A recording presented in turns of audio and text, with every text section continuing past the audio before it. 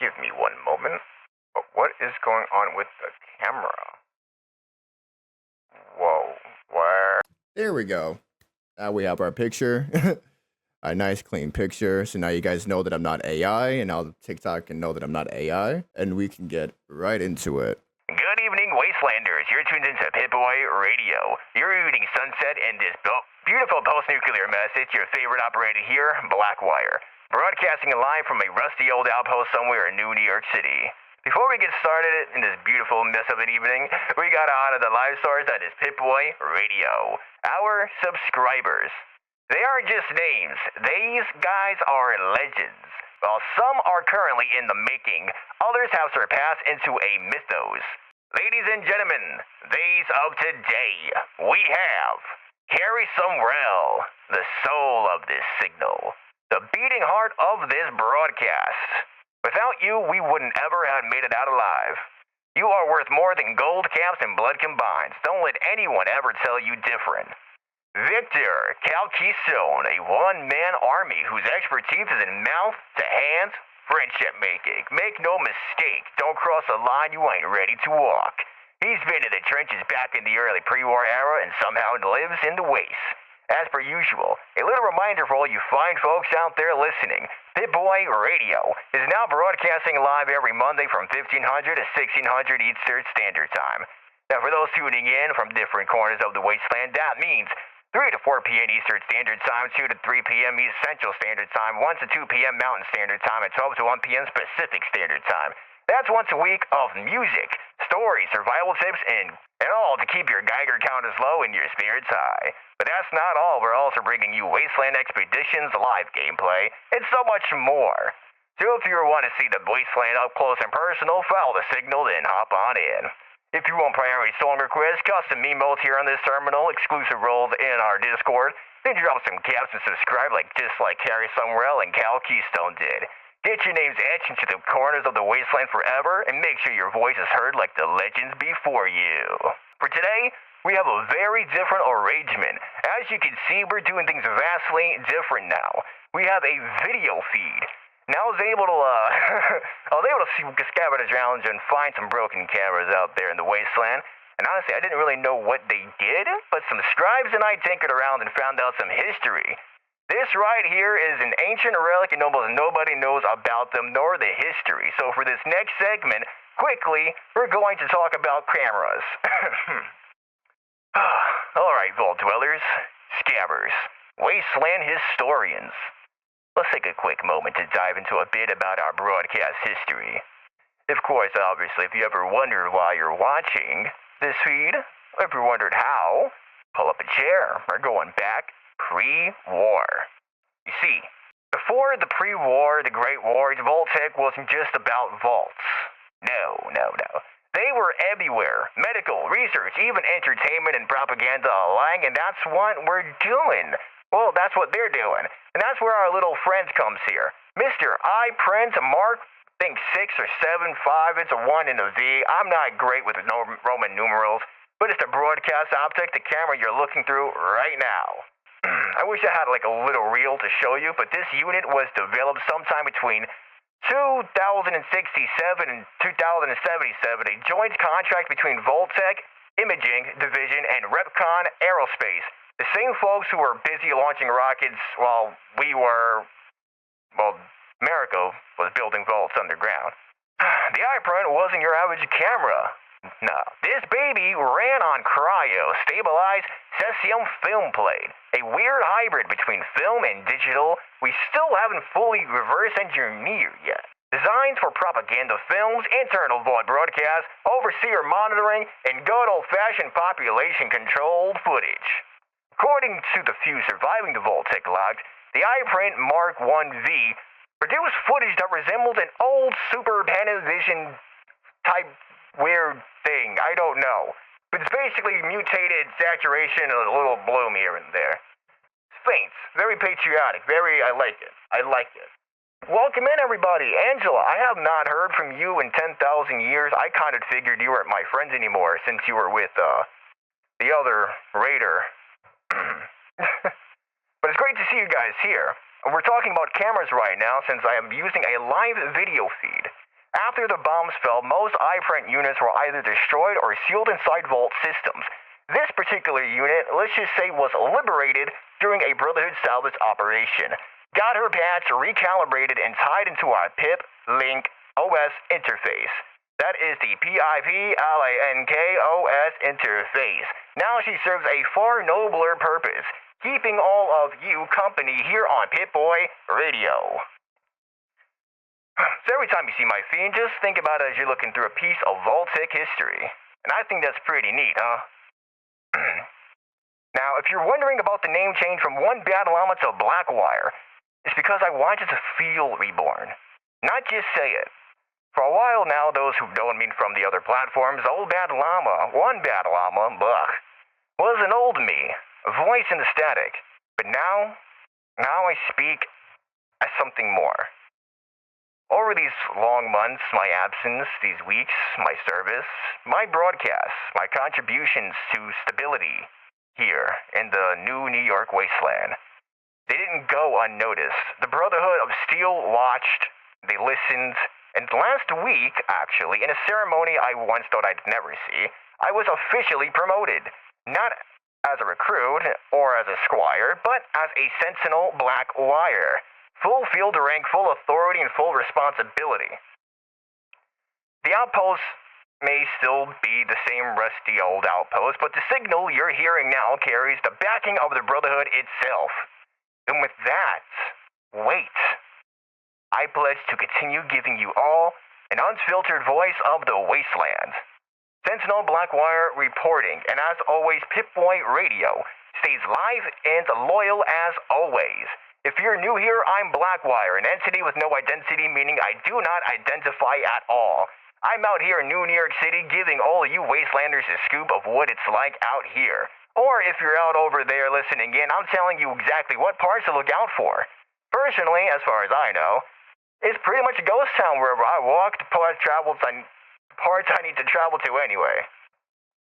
If you're confused about the Brotherhood situation as a whole, I could read back to episode 3 where we were confronted with the Brotherhood, but instead, I'm just gonna say long story short. Long ago, this station started nothing more than an independent voice in the waste. But after a few too many signals, too much truth, and a little too much attention, well, the Brotherhood took notice. At first, they simply observed distant patrols, quiet monitoring, nothing I couldn't handle, never interrupting. But always watching. Over time, something's changed. This broadcast served as a purpose, stability, guidance, a kind of order in the middle of the chaos in the Brotherhood. Being the keepers of technology in order that they are, saw the value in what this signal provided. The quiet observation slowly turns into cooperation. What started as a station being tolerated eventually became a station being endorsed. And now we've come even further. So let's get back to it, shall we? So if you are out and about in the new New York City or anywhere in the East Coast Wasteland, you would have known that the rat storm was starting hard the other day, and quieted it down later on now. I can't really show you because I'm on a terminal feed. And I'm out of coffee. It was a special day the other day. It was Friday the 13th. I was going to say yesterday because that's when I wrote this a while ago. So, yes, it was a special day, Friday the 13th. We haven't had one of those in over 300 years. Not just a Friday the 13th, but specifically a Friday the 13th in June. We didn't get to celebrate it on air with you all, and I'm extremely disappointed in myself, honestly, for that. However, today, it is actually not. It's Saturday, even though it's not. June 14th, 2303. Obviously, at the time of writing this. But now today is special, not only because it is Father's Day, but because I was allowed to wake up today and get to speak with all of you here today. And a moment of silence for all of those who didn't make it with all of us today. If I could, I'd be playing taps right now. I don't think it will work, but I will try.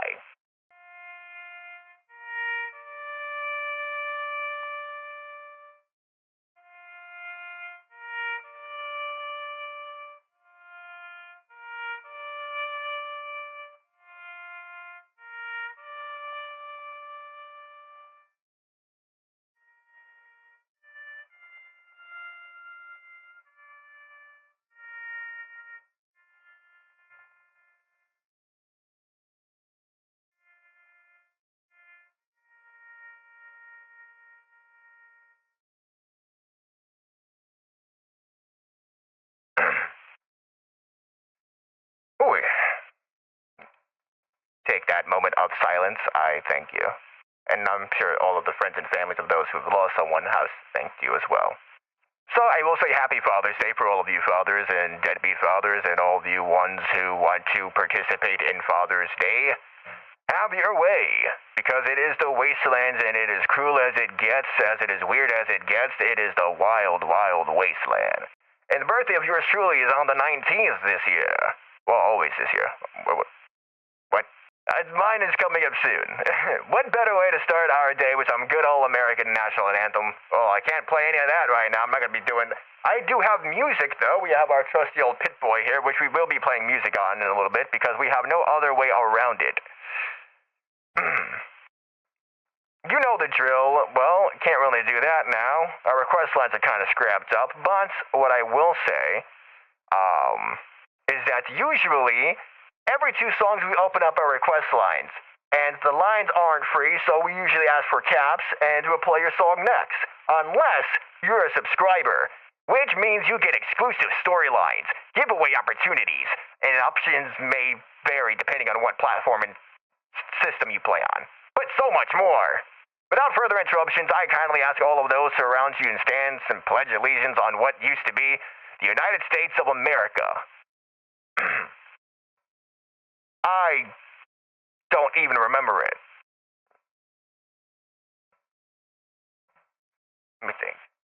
I pledge allegiance to the flag of the United States of what used to be America. It fell, but it stood at one point.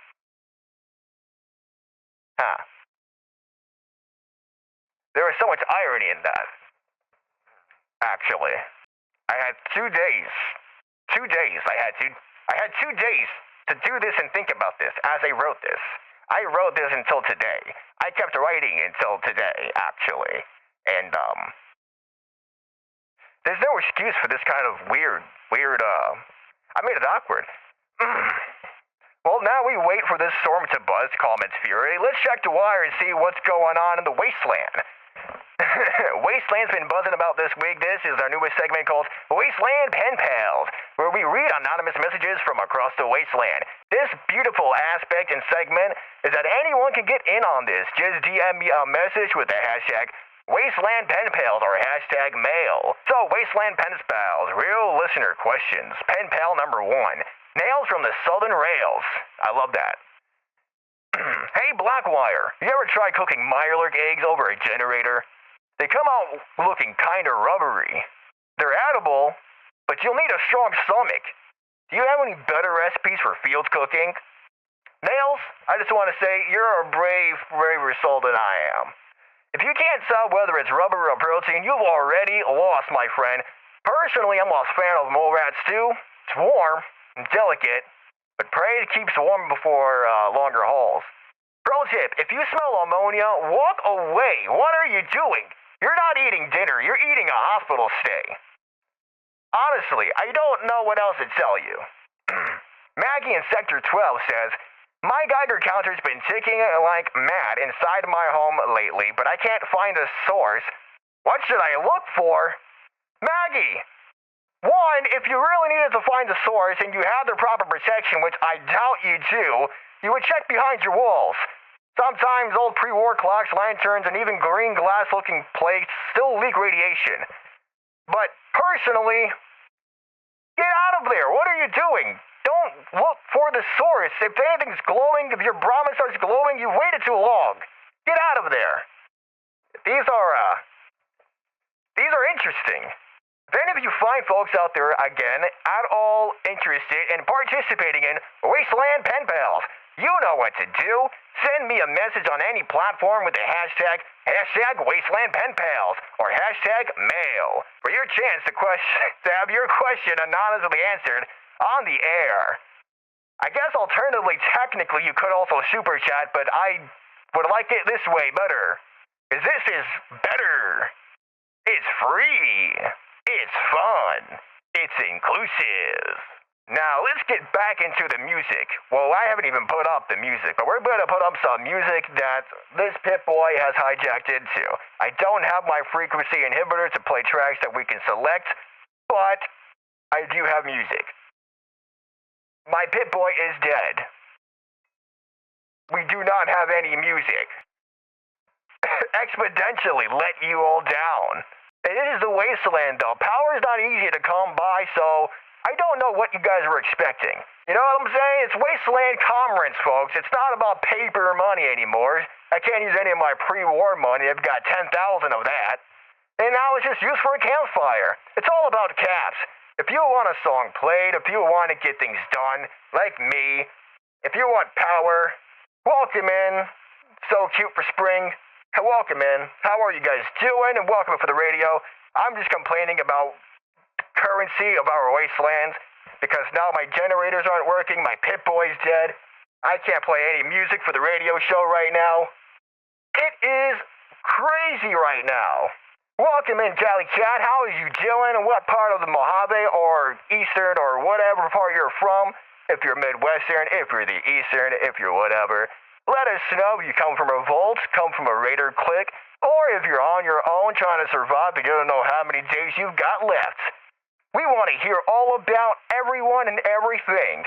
Now, while we wait for more things to come in and this Pip-Boy to recharge, when I charge it, because I haven't even started charging it, I don't know why I haven't started charging it. That should have been priority number one. Hey, listen up. I'm going to read you a story from the terminal. Okay, survivors? And whatever alike, grab your gear and listen up. My friends, my fams, my he, she's, theys, and thems. Sit down. This one is an oldie but a goodie, straight from a fellow wanderer down in Appalachia. He comes from Vault 76 and shares this in writing with me. Just like everything over there, this story is a little strange. Some say it's the work of a local tech in Watoga. Others think it's just another damn rumor. But wherever you fall on the belief scale, it's not hard to ignore what's been happening out there. I'm talking about the disappearing magical protectrons. I know it sounds like something out of a fairy tale or a comic book, but hear me out. Watoga was once known for its cutting-edge Robco technology, automation, security, systems, the works. But lately, something strange has been going on. People who have ventured out to check on the old city say they've been seeing some magical disappearing protectrons in action. And I know it sounds a little too weird to be real, but it's happened enough times to get people talking. Not once, not twice, multiple times. About maybe 10, 15 times just about. So therefore, there's a pattern going on. The story goes like this. A scavenger named Walker had been, walking, making his usual rounds in the outskirts of Watoga. You know, picking up the scraps that even the raiders don't want to bother with.